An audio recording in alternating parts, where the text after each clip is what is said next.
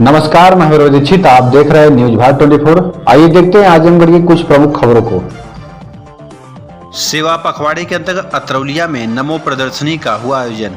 Bharatiya Janata party द्वारा आयोजित सेवा पखवाड़े के अंतर्गत सोमवार की दोपहर 1 बजे केसरी तिराहा अतरौलिया में नमो प्रदर्शनी का आयोजन किया गया, जिसके मुख्य अतिथि भारतीय जनता पार्टी के वरिष्ठ नेता रमाकांत मिश्रा, क्षेत्रीय संयोजक श्रम प्रकोष्ठ तथा विशिष्ट अतिथि राणा प्रताप सिंह रहे। उपस्थित लोगों द्वारा नमो प्रदर्शनी में भारतीय जनता पार्टी के शासनकाल में देश और प्रदेश के हुए विकास कार्यों के चित्रों का लोगों ने अवलोकन किया तथा प्रधानमंत्री मोदी जी के विदेशी नीति के तहत विश्व में भारत को जो गौरव हासिल किया, उसके उत्कृष्ट कार्यों को लोगों ने चित्रों के माध्यम से बखूबी समझा। उपस्थित सभी वक्ताओं ने नमो प्रदर्शनी को संबोधित करते हुए कहा कि आज हमारा देश हर दिन एक नई ऊंचाइयों को छू रहा है। उत्तर प्रदेश में योगी जी द्वारा विकास की जो पैमाना स्थापित किया जा रहा है, उससे उत्तर प्रदेश उत्तम प्रदेश की तरफ अग्रसर हो रहा है।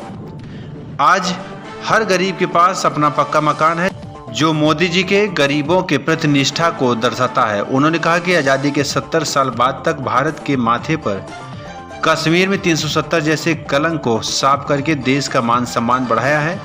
आइए सुनाते हैं मुख्य अतिथि रमाकांत मिश्रा, क्षेत्रीय संयोजक श्रम प्रकोष्ठ ने क्या कुछ कहा है। हमारे वरिष्ठ संवाददाता प्रवीण मध्यसिया की खास रिपोर्ट।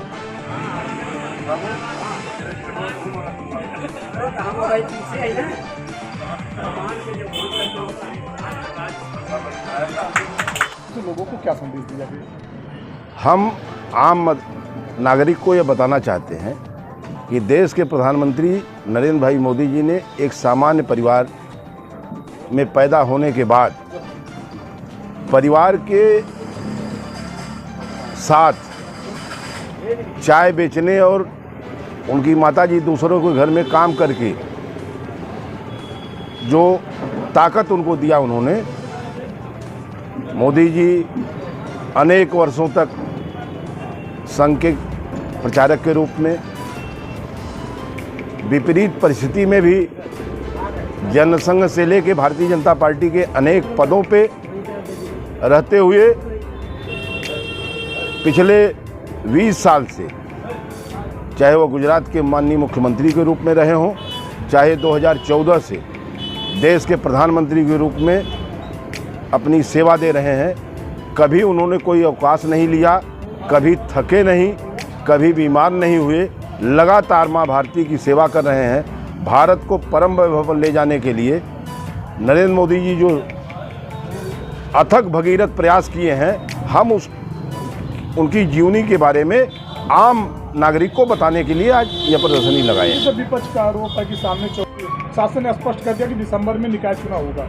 इस बार भारतीय जनता पार्टी अपने अतरौलिया नगर पंचायत किस मुद्दे को लेकर किस प्रत्याशी को समर्थन करेगी? हम 20 साल बनाम विकास, भारतीय जनता पार्टी की सरकार में हर परिवार को शौचालय मिला है, हर परिवार को आवास दिया गया है, हर परिवार को खाद्यान्न दिया गया है, हर परिवार के लिए हमारे जो भी कार्यकर्ता हैं, मैं नहीं कहता कि हमारी टानुरिया में बहुत कार्यकर्ताओं की फौज है, लेकिन हमारे जो 5 सभासद हैं, ये लगातार उनके सुख दुख की चिंता, उनके घर आना जाना, कोई बीमार हो जाए तो अस्पताल ले जाना। हमारे जो प्रमुख कार्यकर्ता हैं, रामू सिंह हैं, ये डॉक्टर साहब हैं, हमारे जयप्रकाश जी हैं, जो हमारे इस नगर के पुराने कार्यकर्ता हैं, जो जिन्हें न कोई पद चाहिए न कोई सम्मान चाहिए। रामू सिंह से कहिए भाषण कर दीजिए, माला पहन लीजिए, वो भी नहीं करते।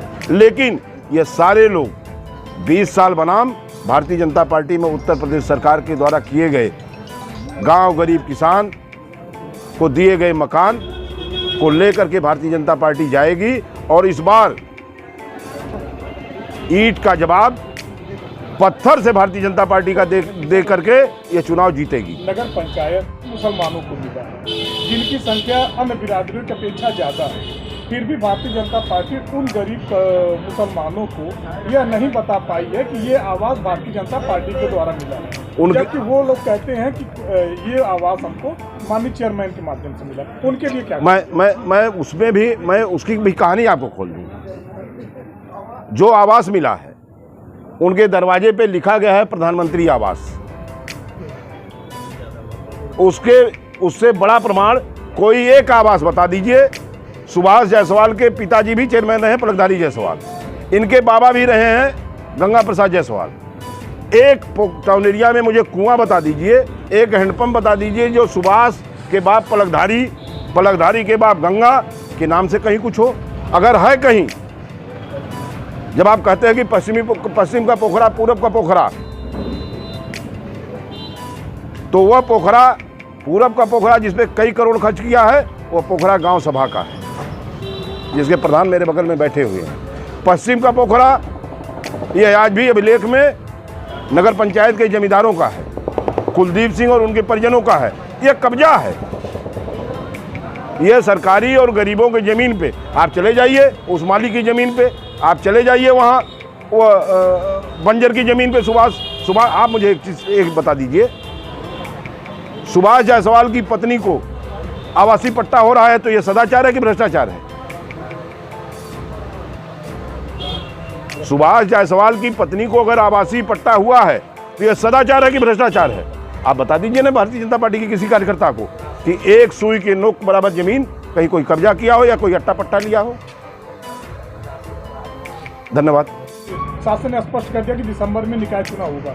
इस बार भारतीय जनता पार्टी अपने अत्रौलिया नगर पंचायत किस मुद्दे को लेकर किस प्रत्याशी को समर्थन करेगी? हम 20 साल बनाम विकास, भारतीय जनता पार्टी की सरकार में हर परिवार को शौचालय मिला है, हर परिवार को आवास दिया गया है, हर परिवार को खाद्यान्न दिया गया है, हर परिवार के लिए हमारे जो भी कार्यकर्ता हैं, मैं नहीं कहता कि हमारी टाउन एरिया में बहुत कार्यकर्ताओं की फौज है, लेकिन हमारे जो 5 सभासद हैं, ये लगातार उनके सुख दुख की चिंता, उनके घर आना जाना, कोई बीमार हो जाए तो अस्पताल ले जाना। हमारे जो प्रमुख कार्यकर्ता हैं, रामू सिंह हैं, ये डॉक्टर साहब हैं, हमारे जयप्रकाश जी हैं, जो हमारे इस नगर के पुराने कार्यकर्ता हैं, जो जिन्हें न कोई पद चाहिए न कोई सम्मान चाहिए। रामू सिंह से कहिए भाषण कर दीजिए, माला पहन लीजिए, वो भी नहीं करते।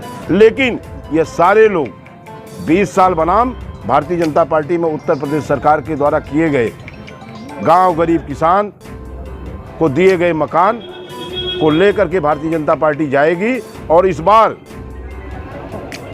ईंट का जवाब पत्थर से भारतीय जनता पार्टी का दे करके ये चुनाव जीतेगी। नगर पंचायत ये जो लोग कह रहे हैं वह मुंगेरी लाल का हसीन सपना देख रहे हैं।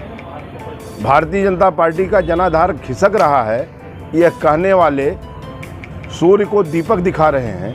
आज गोवा में कांग्रेस के दर्जनों विधायक भारतीय जनता पार्टी की सदस्यता ले लिए, मणिपुर में जदयू के 8 विधायक भारतीय जनता पार्टी में शामिल हो गए।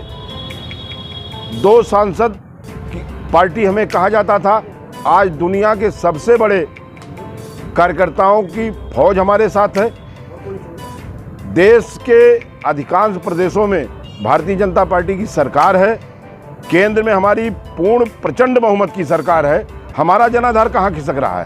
जनाधार तो उनका खिसक रहा है कि 2019 के चुनाव में समाजवादी पार्टी बसपा से गठजोड़ करके उत्तर प्रदेश में 5 लोकसभा जीती थी, 2 पे उन्होंने रिजाइन किया, उनके कद्दावर नेता आजम खां और उनके राष्ट्रीय अध्यक्ष अखिलेश यादव।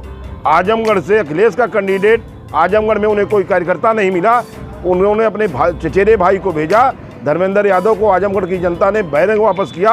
रामपुर की से समाजवादी पार्टी और अमर आजम खां जो अपनी जागीर समझते थे, वहाँ भी भारतीय जनता पार्टी ने उनके सपनों को चकनाचूर करके दोनों सीट भाजपा जीती। तो जनाधार भाजपा का बढ़ रहा है कि सपा बसपा का बढ़ रहा है?